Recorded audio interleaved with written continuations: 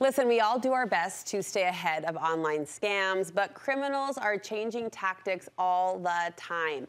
In today's Tech Check, Deseret News columnist Amy Iverson has the newest methods scammers are using to get your info and get your money. Great to see you, sister. Hi. So with all of the information we have about these scams, people are still falling for them. Yeah, so I think most of us, we're pretty cocky. Like a recent study, 90% of people said, oh yeah, I could spot a scam, but then 25% of people are still falling for them, so we still need some education. You're bringing us some of the latest scams that we should watch for. What's first? Yeah, they're just new ones. So the first one are these QR code scams that we're seeing. So we all got used to QR codes during the pandemic, scanning for our menus, but now what's happening is criminals are putting stickers over legitimate ones, one thing, or they'll put them on a parking meter, different places where you would expect to see a QR code. Sometimes they're tampering with those legitimate ones, or sometimes they'll just email you and say, hey, you want a prize, scan this code to redeem. And it might be from what you think is a legitimate place, so you do it. So how do we protect ourselves?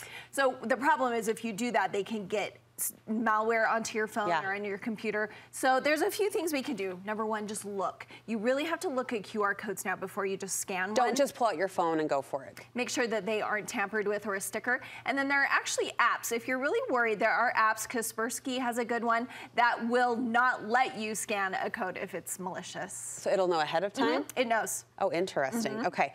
This next one might take advantage of college students. Yeah, you know, it's like such a back and forth with the student loan. My daughter keeps going, oh, I think it's going to get, oh no, oh, you know, and so I think people are eager for information about student loans, but what's happening is they're contacting all these students saying, oh, you are eligible. So log on to this website and you can get your money forgiven. What happens is they'll log on. Sometimes they're asking for a hefty application fee. That is not the case. If it's asking for that, you know it's fake. Or they're just sending you things saying apply here, and then they're asking for all of your information. So the Department of Education has been very clear, and I'm listing them here. There are specific, only 3 email addresses you'll ever get a legitimate email from, and only 2 text numbers. If they don't come from those 5 things, it's not real. It's not legit. And they say they will never ask you for login information or your social security number ever outside of their official website. So just be aware of what they will ask for, what they won't. Exactly. Apps like Venmo are now so mainstream that even they are becoming a target. Yes, and I'll tell you, I could see myself falling for this, because what happens is a lot of times they will call and say, there's been a problem, let us walk you through the fix. And so you're talking to them and you think they're helping you when actually they're getting your information. That can come from a supposed bank, a retailer, someone else, or a very common one is you'll get a message saying, oh, I accidentally paid you. I meant to pay a different brick walker. Can you send me that money back? You send them the money back, and then turns out that initial payment was fake. So you never got the money in the first place.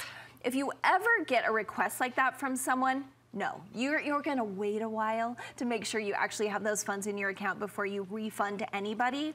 And then just, no, you're never giving information like any bank account information or anything like that through a text that you get. I like how you said just no. No. Just no. Just no. No. Okay. And let time be on your side and wait it out. Artificial intelligence is making sort of an old scam new. Yes. So people would love if a celebrity reached out to them, right? Oh, it's just everyone's dream. And so what's happening with DMs is it's getting more real, because they can deep fake those celebrities, right? Their voices or so people are getting DMs from celebrities. Maybe you've commented on Kevin Bacon's post, and so then you get a DM from him, and you're like, he's saying, you're the perfect person. I have this new investment. So this is what we're seeing. They're asking you to invest in something. They're asking you to help them donate to charity. Or sometimes it's limited access. You can get the Bacon to Payson t-shirt if you just donate here.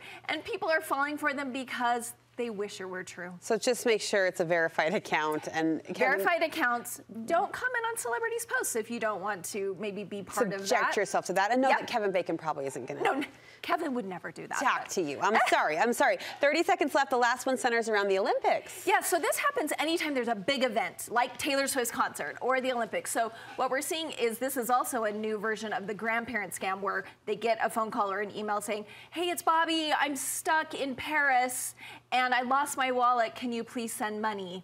So they're saying, especially grandparents, but if anyone gets these emails, you have to verify that the person is actually vacationing there through them another way or through someone else. And then those ticketing scams that we saw, like with Taylor Swift, we're seeing those as well.